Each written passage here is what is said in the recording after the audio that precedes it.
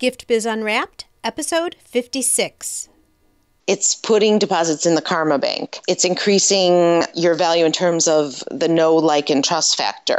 Hi, this is John Lee Dumas of Entrepreneur on Fire, and you're listening to Gift Biz Unwrapped, and now it's time to light it up. Welcome to Gift Biz Unwrapped, your source for industry-specific insights and advice to develop and grow your business. And now, here's your host, Sue Monheit. Hi there, I'm Sue, and welcome to the Gift Biz Unwrapped podcast. Whether you own a brick and mortar shop, or you sell online, or you're just getting started, you'll discover new insight to gain traction and to grow your business. And today I have as our guest, Julie Yusim. Julie is the executive director of the Wilmette Kenilworth Chamber of Commerce, which is located on the Chicago's North Shore. She recently returned to the helm after a 6-year stint as marketing director for Duxler Complete Auto Care, which is a family-owned chain of auto repair shops. Through her Chamber of Commerce and retail marketing experiences, Julie has fine-tuned her skills as a master networker and a connector of strategic partners.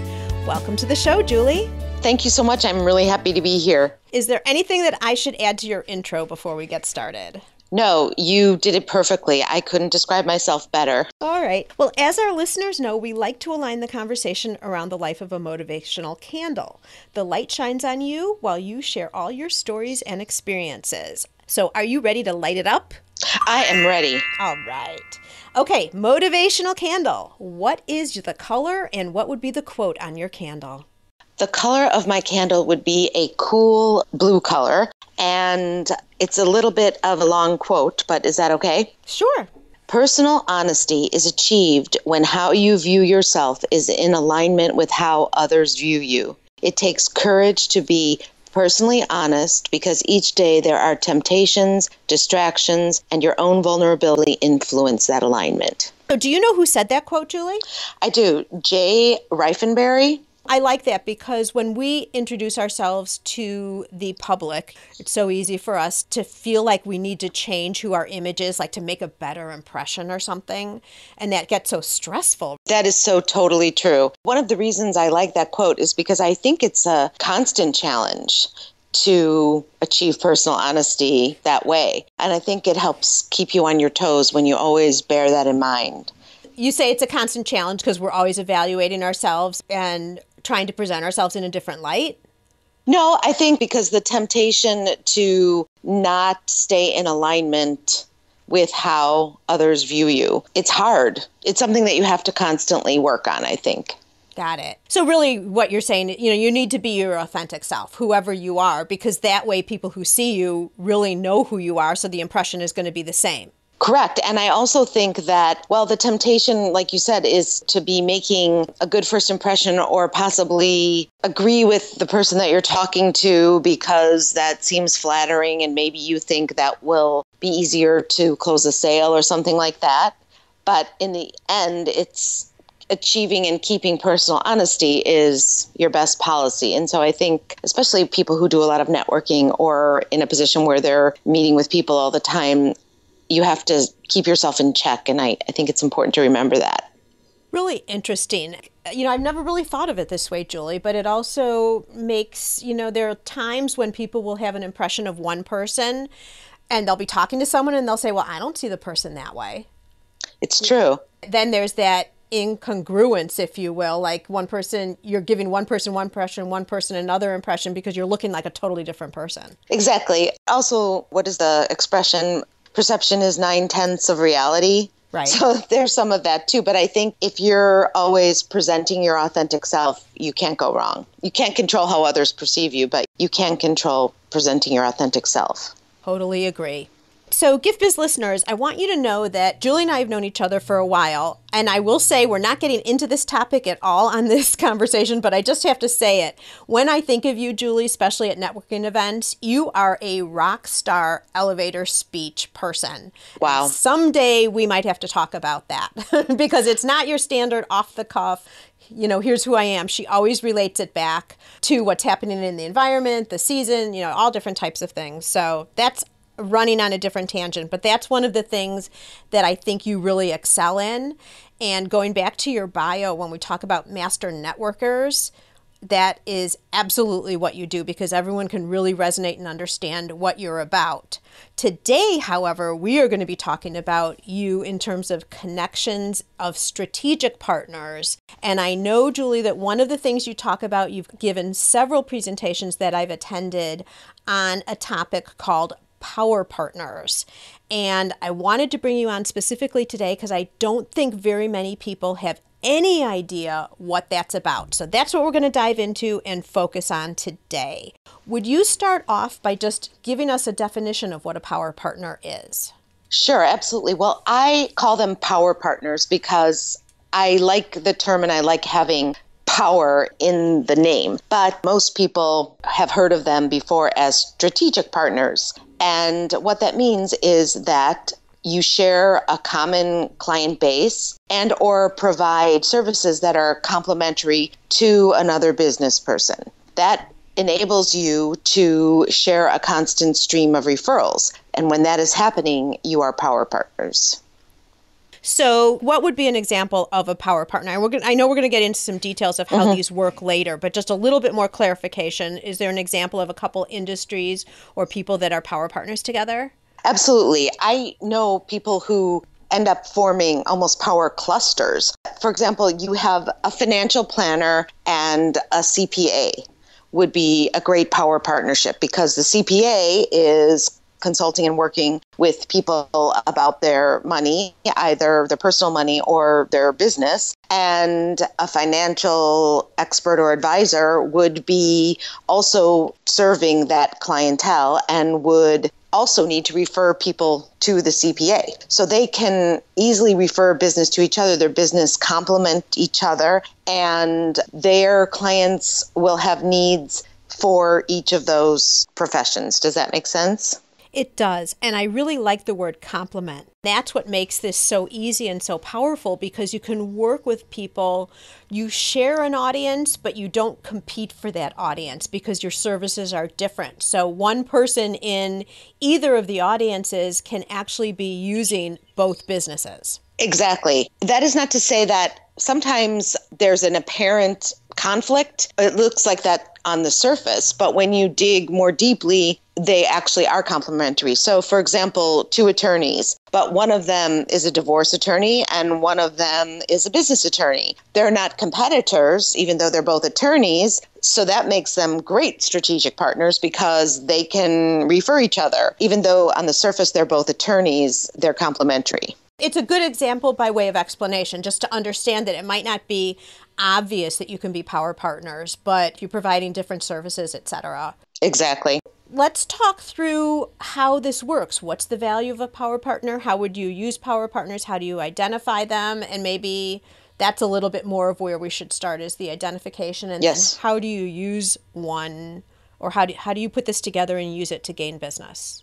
Sure. One of the best ways to help define who your power partners are or who they should be is to look at who tends to already send you referrals or who you send referrals to. That's a really great place to start. Some people haven't had a lot of practice with defining who their audience is or who their target market is, but if you've ever delved into that, that's also a great way to look at that picture and then ask yourself, what types of business people also share this audience? And who then do I know that I can reach out to become power partners? I think the way that it's used then is in networking overall. So first of all, when you are introducing yourself at a networking event or you're just meeting people at a networking event, it's really smart to ask people, who are your power partners? Because sometimes you can't necessarily refer business to someone really easily, or you don't have anybody in your world right now who might need their services. But chances are you are already connected to people who would be good power partners for them. So I think it's a great question to ask people. The flip side of that is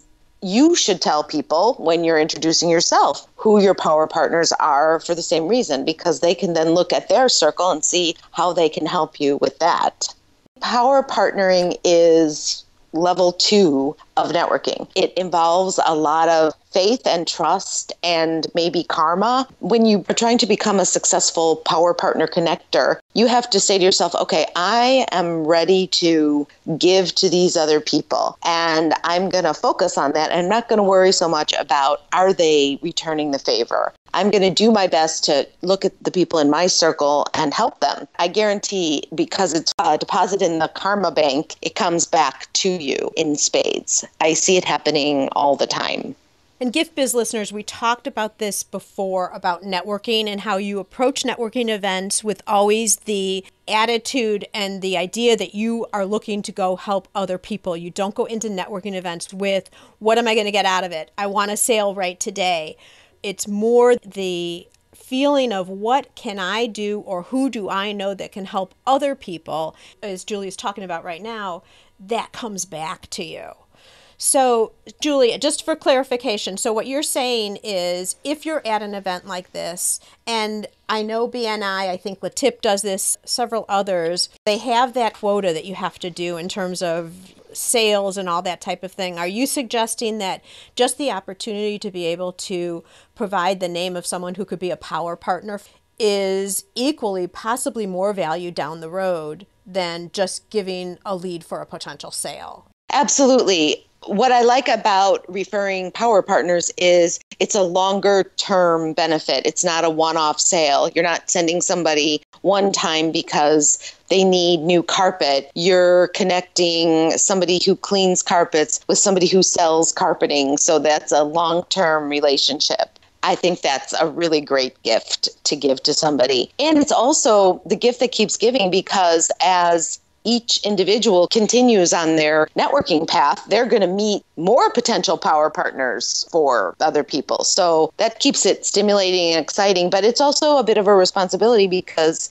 you have to keep your antenna up all the time when you're meeting people. You have to remember who's in your network so that you can then go back and connect people. Yeah, there's a couple of things there. Number one, let me ask you this question. I don't think a lot of people know the concept yet of power partners. So right. I'm thinking that when you're doing that, you also have to explain to them then how they could use that, how it would be to their advantage to know the person. Because initially it might look like, well, why does that matter? So in other words, you're saying that when you're meeting somebody, you're going to say, my power partners are bankers, CPAs, and attorneys, and it would really be beneficial to me if you could think about the people in your network who it might be good to connect me with. Yes, it could go that way too. I'm just thinking this whole concept of power partners, people don't really understand yet. So, oh, right, 100%. So absolutely with you, when you're talking to people, who else in their network are power partners, you almost have to give them the industries, like you were just saying. And then likewise, if you know someone who could be a power partner for somebody, it's an opportunity for two things. Number one, for you to give that referral over, and then to explain what power partnering is all about. So you could give an example of, I don't know, someone who owns a gardening shop. I'm going to say that because it's spring and it's almost time to plant flowers. But someone who owns a gardening shop might want to be connected with someone who's a landscaper, because people want professional services to put in the flowers that they are purchasing at their shop, something like that. It's a great way to elevate the conversation so they understand what power partnering is all about. True. And sometimes when I ask the question, who are your power partners, and somebody doesn't understand, then I say, well, who is it that you would like to meet? Who could refer business to you? Sort of prompt them just along the concept so that their thinking changes. Got it. A lot of times people fall into the trap of thinking that power partners are their customers who refer them. And so sometimes a conversation can go astray because the person you're speaking with starts talking about their customers. And really what you're asking for is, well, who are the other business people that you share a clientele base with, or who tend to give you referrals? Lead them along the path so they get prompted. So it is not just your customers and your customers then referring other people. Well, it could be if you are a service provider that, let's say you sell office products, maybe you also want to power partner with someone who sells office furniture, or a leasing agent, or a business attorney, also dealing with the people who are office supplies. Got it. All right. So now let's say we've identified power partners. What do you do then? What's the next step?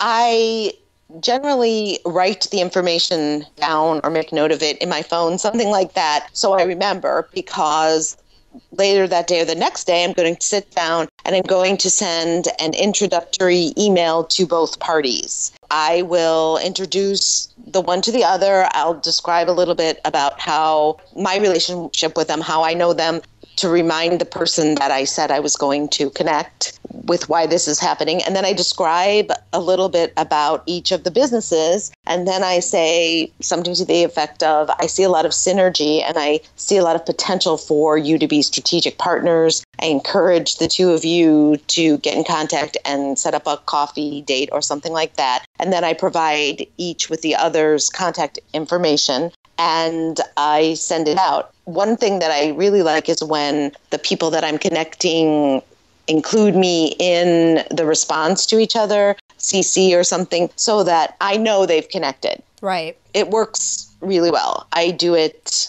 well, now it's part of my job, but when I was out there networking, I did it every time after a networking. I was connecting at least one person that I met. So you definitely are a master connector. Well, that's flattering, but I actually really enjoy it. And it's quite fulfilling to be able to make that connection work for people. It feels really good when you hear their success story. And I personally have found that it is a little bit more immediate than necessarily waiting for someone in your circle to say, oh my gosh, I need an attorney. Do you know anybody good? Okay, so you're really looking at entering into networking with two frames of reference. One is, of course, you're looking for people who you can work with as a power partner, but then you're also taking yourself out of the equation and saying, okay, because a lot of people don't understand the concept of power partnering yet, as you're looking at the whole group, who could power partner together within the group, and then who else do you know within your network? Yes. Who aren't attending, but that you could link them up with based on people who are in that group. Exactly. Got it. Perfectly described. Okay, wonderful. Another thing I like about this, Julie, is our listeners, because they're listening to this podcast to get better themselves, either within their business or their personal presentation or whatever it is within a business atmosphere. What you're describing here puts a networker at a higher level because it's a different mindset of how you're approaching networking meetings, and it positions people as leaders because you're connecting people at a different level, and a different level and a deeper level, I would say. Yes, it requires a deeper level of listening as well, which benefits everybody on both sides, because then you're getting to know the person you're trying to help better, and they feel good because you're making the effort to really listen and learn about them. When you ask this question of somebody, who are your power partners, you tend to learn a lot more about them, more facets about their business than you would have assumed on the surface. That happens to me all the time. Suddenly you learn something that they do that they never brought out in a 20-second intro or something. And then the light bulb goes off over your head and you say, oh my goodness, I need to connect you with so-and-so. Right. That happens all the time. Can you give us another example of power partners? Sure. In fact, I've just seen a little power cluster forming within my own chamber. There's a financial planner who has formed a really great partnership with an insurance provider. So the insurance provider does home, property, casualty, auto. She does not sell life insurance products or annuities like he does, but he likes to position himself with his clients as somebody who can be a great resource to them. So when those kinds of needs come up, he sends them over to his power partner and back and forth, because she doesn't sell annuities and things like that. She says, I have this really great person I'd like to connect you with. And they're doing great. And so now they're looking to expand their network into a cluster, possibly with different kinds of attorneys, like maybe estate planning attorney or divorce attorney. They're also looking to add a CPA to their network. I'm very excited to watch and see how this expands into a really good chain of referrals that just keeps on giving. Boy, I could also see if their whole networks got to be really big, not in terms of the number of people, but the people who are interested in taking part in that. That could lead to like a one-day informative conference for the group of them, or just a number of different spin-offs. Exactly. It's a perfect match. And that's a very common group that gets together for sort of a referral network, those particular types of professions. Does money normally exchange hands for the referrals, or is it so much give and take back and forth? It's kind of, people don't start putting that financial layer over on top of it. No, and I think that's a great point. I'm very glad you brought that up. It has nothing to do with compensation. It's putting deposits in the karma bank. It's increasing your value in terms of the know, like, and trust factor. As far as I know, no referral fees, nothing like that. I think it keeps it more genuine as well. That's a good point. I have heard of power partnerships where there is compensation, but the one I'm thinking of fell apart. And I think it had to do with... The one you're thinking of that was more financially based.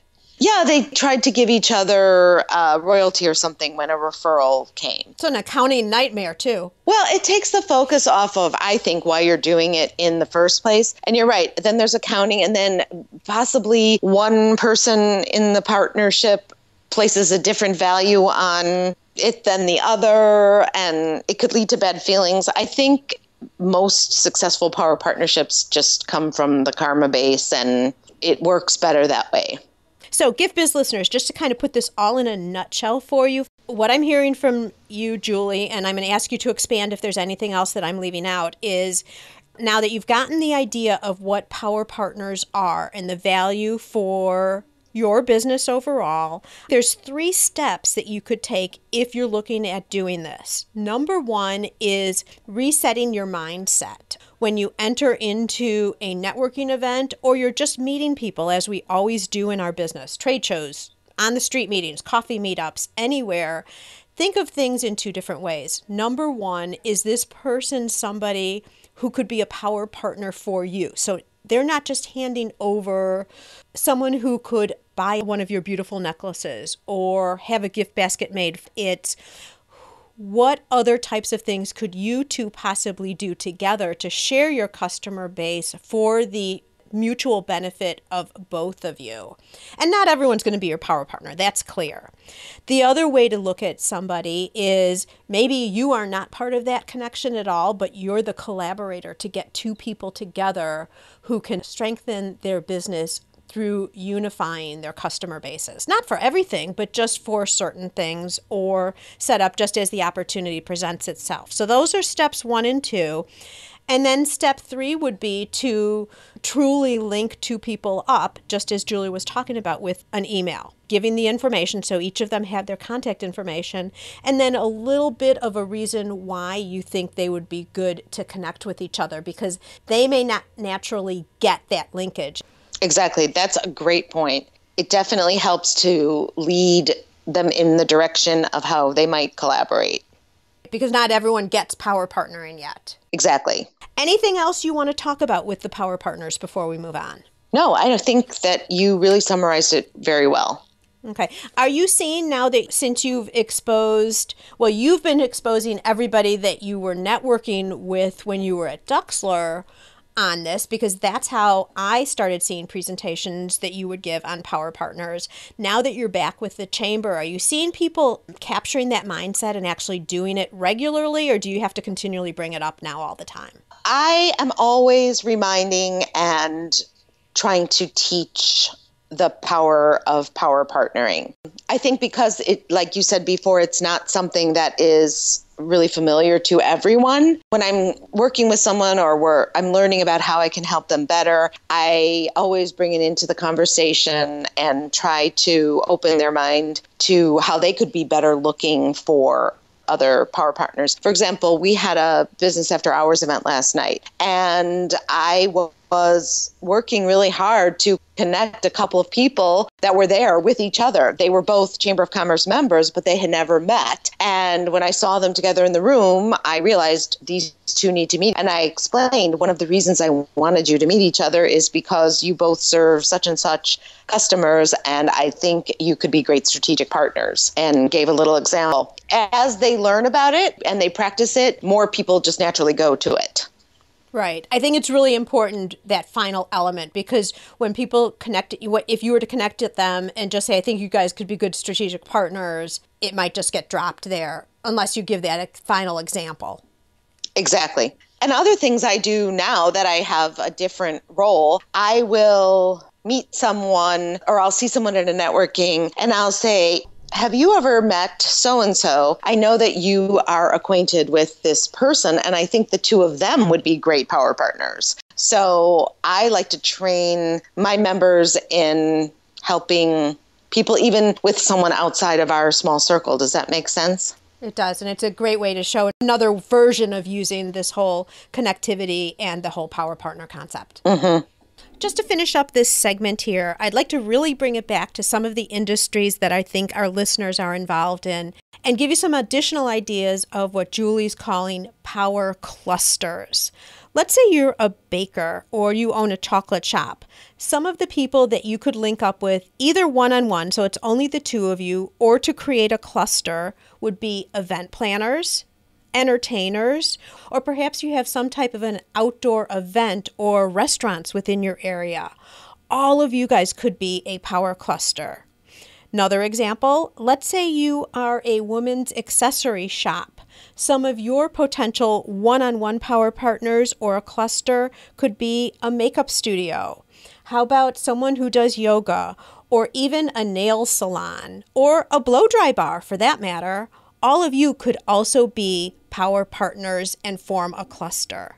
All right, Julie, I'd like to move on now into our reflection section. This is a look at you and what you feel has helped you to be successful and get you to the point where you are now.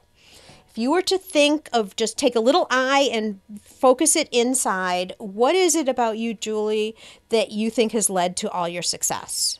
I think I have a natural interest and curiosity about people. I just find them interesting. So that gives me a natural inclination to be a listener and ask questions. And so I think that, believe it or not, is where it all starts. Because when I ask questions and learn more about people, that opens all kinds of possibilities. I learn how I can help them better. I learn who I can connect them with. It makes people feel that they are valued by me.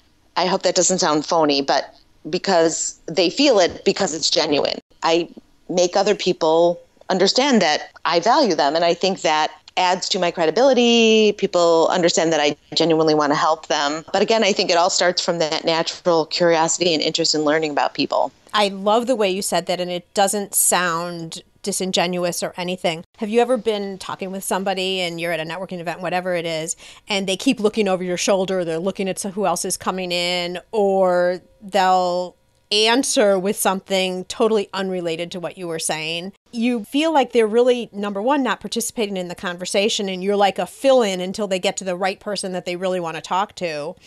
It's a terrible feeling. It's a terrible feeling, and it's definitely not the know, like, and trust factor. You would just then forget about whatever happened prior to that because you know they weren't connecting with you on any level, weren't listening to you, and that's probably not going to be a good one, and you probably need to move on too. Exactly. You're totally right. Okay, and then as you go on with your day, what tool or what types of things do you do that you think our listeners could find value in terms of how you stay productive or create balance in your life? I do a lot of outside reading on my own time. And I think that helps to keep me very stimulated and creative in other ways. And so that balance, I read a lot of fiction aside from reading professional development books. And I really think that makes me a better, more creative, more attentive person in my work life as well. So I just have to ask you, I'm starting to take a little personal survey. Hardcover books or online books for you? Well, my husband bought me a Kindle several years ago, and I was a diehard hardcover book person, so I was really not sure that was going to work, but now I'm a huge fan. I never having taken Evelyn Wood speed reading, I don't know if you remember that, but I read really fast. And so being able to get books online feeds my voracious appetite, so I don't have to wait. I can just order my next one or go get it from the library when I'm getting close to the end of the first one. That is great for me. But I also occasionally will read a hardcover book. If I see something, I buy it. Right now, I'm reading a book that's a hardcover that I went to a seminar and found this gentleman, Jay Reifenberry, really inspirational. And so I bought his book. And one thing that's nice about a hardcover book is it's really easy to underline. That is true. It's hard. Even though you can do it, the online underlining or note-taking, I find challenging. I do too. I don't want to stop and... Yeah. And what is this book by Jay? What's the book you're talking about? This one is called Returned to Your Core, Principles for a Purposeful and Respected Life. Talk to us a little bit about the book. Basically, his premise is that your success is directly connected to staying true to your core principles and values. And I think, especially as you get a little bit older or you've been in business a little bit longer, you understand more how that makes sense. Because if you're integrated with your values, you don't feel discomfort. You don't have to go against principles that you hold very true. And I think it leads to a more fulfilling life. It reduces stress. I'm finding his book very interesting. I have a lot of aha moments when I'm reading, or I read a quote from Gandhi. He puts a lot of quotes from Gandhi in here, but it just really strikes me as perfect for my point in my career and just in my life. And you know what strikes me about that? It spins right off of your candle, your motivational candle from the beginning of our interview. It's the same concept. Exactly. Being true to yourself and it is. Authenticity and all of that just reduces stress and makes life easier. You're presenting your unique self to the world. In business, in personal life, everywhere. It makes it a lot easier. Oh, yes. That's my new mantra that I'm recommending to people. I wish everybody learned this early on, because if you just start on that path, everything is simpler and you see more clearly. I totally agree. And Gift Biz listeners, just as you're listening to the podcast today, if you're interested in audiobooks, if you're a virtual reader versus a hardcover reader, teamed up with Audible so you can get an audiobook for free. All you need to do is go to giftbizbook.com and you can make a selection and get a free book. Okay, Julie, now I'm going to invite you to join us and dare to dream. I'd like to present you with a virtual gift. It's a magical box containing unlimited possibilities for your future. So this would be your dream or your goal of almost unreachable heights that you would wish to obtain. Please accept this gift in our presence and open it. What is inside your box? There are a couple things inside my box. It's more of a gift basket, let me say. I wish that learning new technologies came easier to me and that I had more patience for the process of learning new technological things without getting frustrated. That would be a huge gift. I don't know if it's my age or that I tend to be more of a creative person, but it's very frustrating to me to have to stop and learn how to do something. So that's number one. If I had my dream kind of work to do, I would be more of a consultant and I would just be meeting with small businesses on a one-to-one all the time, learning about how I could help them grow through marketing, through networking. That would be my dream job. And I also would like my shoulder injury to heal so that I could get back to more physical activity. Those are the things in my gift basket. There you go. Well, all three of them, just putting them out there, I think, hopefully with your shoulder, that's going to just keep happening, right? Yes, I hope so. And I see you coaching already. I mean, you do that with the chamber business right now, but who knows, maybe you'll take it on as another job someday all by yourself. That would be super cool. That was one of the great things about returning to this work for me, because it enables me to do more of that all the time. Sure. So it's probably as close as I could get to doing that without actually being a consultant. So quick question for you. I know, and I'm going back to now the Power Partners just for a second. You've done presentations. Have you put anything up on SlideShare, or not to get to this new technology thing or anything? Right. Do you have anything online authored by you that talks about Power Partners? I do not have anything online, although you're giving me a good idea. That is something I could and should do, because I do have something I've written but never have posted anywhere. So I will keep in touch with you on that. It's more of a down and dirty outline, but it gives people the basic toolkit to get started. Yeah, you totally could put that up as a SlideShare. That could be like your first audience attraction to this new coaching profession that you just put out in the environment. Thank you very much. That's perfect. And if someone was interested in just asking you more questions, or maybe they think that you could be a power partner with them, or they want to connect you up with someone, how would someone get in touch with you?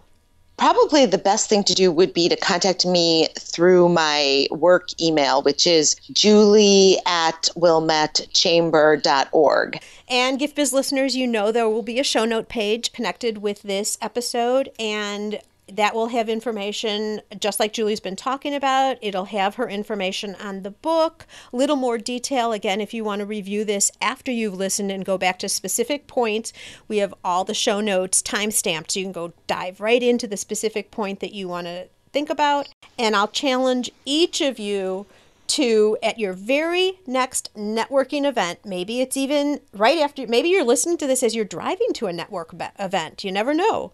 But I want you to think of this in terms of power partners and how could you enact something like that in your very next networking event. All right, Julie, thank you so much. I really appreciate your coming on, sharing this different spin on how to approach people that you're working with on a regular basis. I just love the whole concept of being authentic, which you talked about both in the candle and in your Dare to Dream question. I think it's really valuable. It's equally as valuable as power partners in my mind. And I think I guess they play into each other. So thank you so much. I wish you continued success, and may your candle always burn bright.